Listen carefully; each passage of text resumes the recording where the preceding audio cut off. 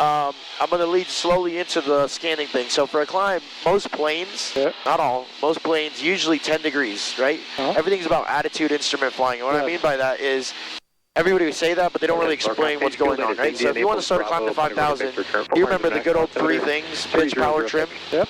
Okay, pitch for 10 degrees.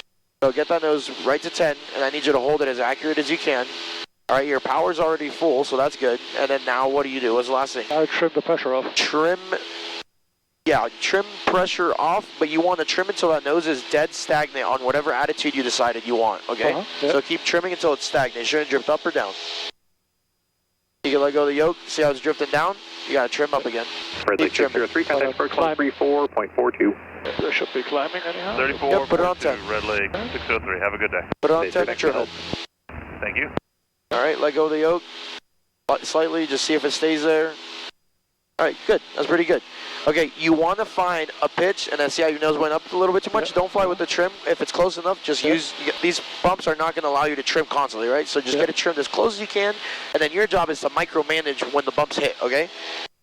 So when you're flying along, everything's about pitch, power, and trim. You're trying to find everything, even VFR, IFR, whatever, right? It's all about setting a pitch, setting a power setting. Those two things go hand in hand to give you either a climb, a descent, or a level rate, right? That's all it is. Okay. And depending on the ratio, right, depending on how much higher the nose is compared to the power and vice versa, is what will give you your airspeed. So what you need to do is you need to memorize different configurations for what you want to achieve.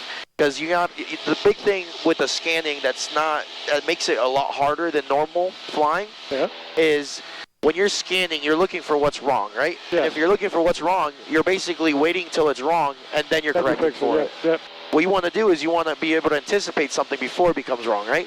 And the only way you could do that is with the two things that give you the rest of the parameters, and that's your attitude and your power setting. If you know 10 degrees and full power gives you usually a normal 74, 70, best rate of climb, then those are the two things you need to hold, and you need to let everything come up to you. So you need to stare at that attitude and make sure the power is where you want it, and you need to micromanage that attitude.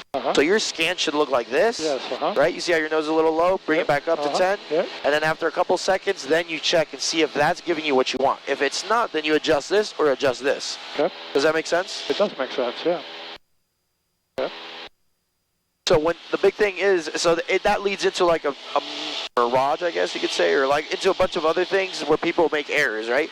So if you don't think like that, if you don't constantly look at attitude, when you hit bumps, it's hilarious when people blame bumps for a 200-foot climb or a 200-foot descent. If a bump bumped you 200 feet in an airplane, you should not be flying, okay? That is wind shear, violent turbulence, that is horrendous conditions.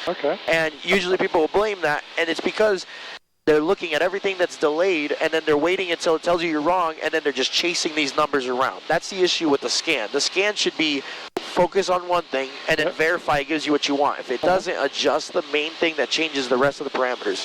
Does that make sense? It does make sense, yeah. Okay, so now 200 feet to go. Yep, so when you get to 5,000, I'll keep talking about the rest in a second here once you get to 5,000. So once you get to 5,000, you need to remember, okay, what is my pitch, my power, and my trim for a level flight? So in this slow plane, just wait till you hit 5, and then just swing the nose, because pitch, power, trim, swing the nose down to usually it's about just above that horizon line, okay? So just pitch it down, pitch it down, pitch it down, nice and aggressive, boom, right down a little bit more. Find a new attitude that works. And what I do is I keep the power in until you reach cruise, because if you pull it back, you're going to extend the time it takes for you to trim. So see how your nose is going up on you? Push it down, push it down, push it down, push it down, push the nose down, push the nose down, push the nose down. Attitude, attitude, attitude. Push the nose down. There you go. Now you can ease that power back. Ease it back to about 2,300, and then watch that nose. Just listen for your power, and then verify it. But you see how quickly your nose started varying in the attitude, right? The altitude didn't really say nothing was happening. Now the problem with the scan is if you're just staring at that altitude, you're going to stare, stare, stare, and then suddenly the altitude is going to be like, you're 200 feet low. And you're going to think the bump did that. The bump never did that. What the bump did was change your attitude. You didn't correct fast enough, and then that led to everything else going out of the window. Does that make sense? It does. So you'll see when we hit these bumps here, maybe if we hit a couple, you're going to see how your attitude is going to want to change. You need to be really corrective about that attitude. The faster you correct that attitude, the faster more aggressive is what you're saying, yeah, there's no such thing as passenger comfort, especially with IFR. Okay. Everybody else? You're not going to fail on a trek ride because you're being aggressive. Okay. Wow.